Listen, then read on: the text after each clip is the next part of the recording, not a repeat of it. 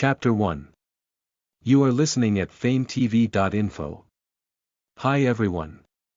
Hey Race, the new novel I'm translating. I've been meaning to translate this for a long time. I've read this novel more than 1 year ago already, but I've never got the time to translate it until now. Some parts are still vivid in my mind, but I also forgot some other parts, so I might have forgotten some tags.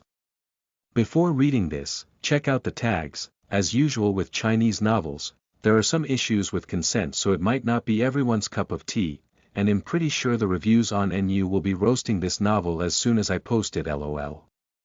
I don't want to spoil the novel, but I'll just say that overall I personally enjoyed this novel very much and was addicted for the whole time it took me to read it. Tags: mature, romance, fantasy, time travel, transported in another world, female protagonist, tribal world, betrayal, R**PE, power couple, farming, war update schedule. Every Sunday and Monday. If you want to read more, I've already translated up to chapter 14 on Ko-fi. Chapter 1, 1.1, Mu Qingge, at 25 years old, was the tour guide of a travel agency. This day was exactly the same as any other day. Together with a colleague, they were leading a tour group to their destination, an untouched forest.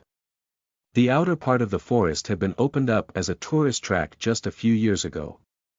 Being in the forest, stepping on the deep soft moss and fresh leaves, smelling the fragrant humid air, listening to the pine echoes and singing birds, feeling the wild forest breeze, looking at the lush forest through their eyes, the members of the group seemed to have traveled to another world, and a few of them even shouted that they would like to build a wooden house and live here permanently, and never go back to the city of steel and cement. Hearing this, Mu Qingge smiled faintly. She was already very familiar with this scenery to the point of overlooking it. Compared to those people, in fact, if she could choose, she would rather be sitting in the center of the city square on an iron bench, leisurely watching a few pigeons cooing on the dome of the glass-framed building in the middle of the square. Mu Qingge was tired of the day. In the evening, when she returned to the hostel located at the edge of the forest, her body felt like a broken frame.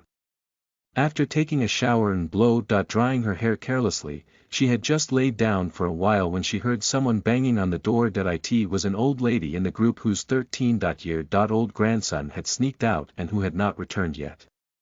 The old lady was so anxious that she was in tears. Mu Qingge immediately called the forest patrol near the site to notify them. She then made every effort to comfort the old lady, saying it would be fine, that it's not your grandson. You are naturally not anxious. The old lady's words made her speechless and unable to breathe.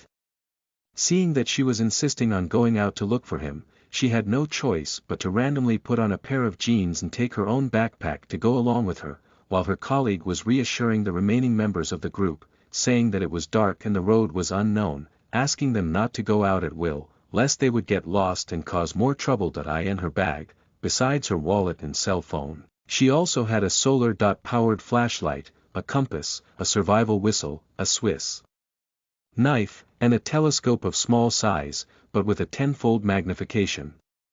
These were the things she always kept in her backpack, although she probably would only need to use the flashlight later, but out of habit, she took her bag and put it on her back as she went out. Mu Qingge all year around led groups here. She was very familiar with the road. She accompanied the old lady to search for a while, before encountering the forest patrol members, who were dragging a kid behind. It was the old lady's grandson. They said he was naughty and sneaked out on his own to play. Watching the old lady hugging her grandson while calling him her heart and soul, Mu Qingge also breathed a sigh of relief. Just as they were going back, several lightning flashed across the sky, outlining the landscape contours of the forest, followed by the booming roar of rumbling thunder. There were frequent thunderstorms in summer, not to mention that this was a forest area. Seeing that the old lady and the others were already moving forward, she was about to follow them and start running back to the hostel, when suddenly a blinding lightning, like a ghost, covered the top of her head, and when she heard the eerie, like it was tearing through the atmosphere, terrible sound, it was already too late. As the lightning hit the ground, she instantly vanished. Hearing the sound of lightning, the patrolman and the old lady all turned around, and were immediately frozen, like wooden chicken. Mu Qingge had disappeared into thin air. Just like a drop of water, evaporating along with the lightning, ******* Mu Qingge regained consciousness, she was struck by lightning. And now she was awake, she opened her eyes with a jolt.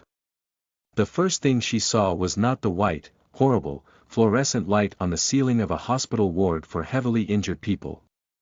Instead, it was the sky. A turquoise blue high distant sky. It was a strange blue, a blue without any trace of impurities. And it was unusually high, high as if it could reach the end of the universe, and now, she became that frog sitting in the well, watching the sky.